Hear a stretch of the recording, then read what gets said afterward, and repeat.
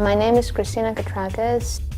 I was born in Kiev, Ukraine, and my father is Greek and my mom is half Polish, half Georgian.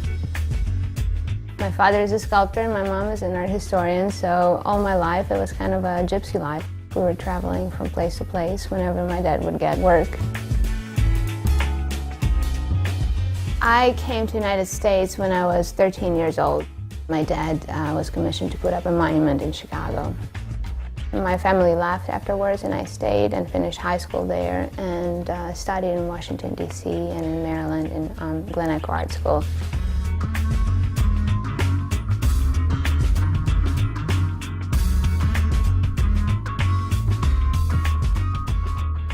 Then I decided to go back to Europe and get the art education that I was not able to get in the United States, meaning more classical, more traditional.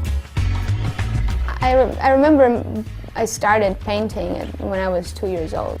It's not a profession that you can choose. You know, a lot of people ask you who you want to be when you grow up. And I remember when I was a kid, everybody wanted to be a cosmonaut. I mean, it was just, you know, in the school, everyone is a cosmonaut and Christina is an artist, you know, so I was really always a blank sheet.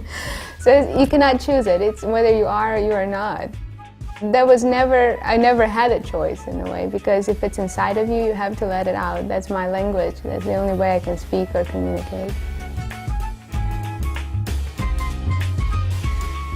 Everything that I do deals with something that I went through. So I hate when they say, well, art is personal, but it's, you know, if it's not personal, it's not going to mean anything to you either. To me, that first aspect of being close to me is very important, because that's how I can transfer my soul. I can speak to you. These series that I'm working on right now deal with my experiences of growing up as a child and being affected by the nuclear explosion in Chernobyl.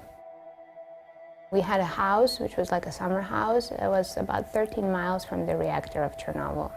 And when the explosion happened, I was about 6 years old, and I was there at the time. And all the area was evacuated within 13 miles, but if you lived 13 miles, you didn't even know that anything happened because it was kept like top secret. Finally, we realized when we were told what was happening. I ended up in the hospital for 2 years recovering. And ever since, you know, I'm still paying the price for what happened, because as a woman, I tried to get pregnant. It was very difficult for me, and basically people kept on saying, no, it'll never happen. I lost one pregnancy around 3 months, and about on October 15th, just now, I lost my child. He was born, and he lived 6 days, and he died. So it was, you know, I still feel that I'm paying for what happened back then. So it's like that beast that never leaves my little world.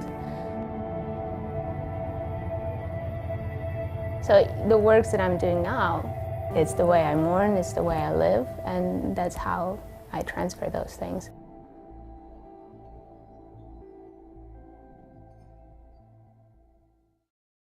A lot of times things just come to you. You have a vision.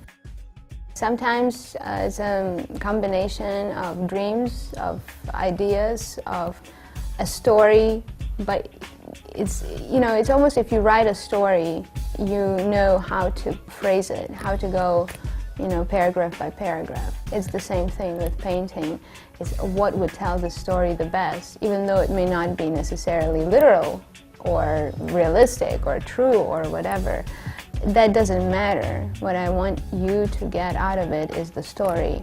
And inevitably, each person that looks at it will create the story for themselves. And it will be different, but it doesn't matter as long as they get the feeling that is behind it.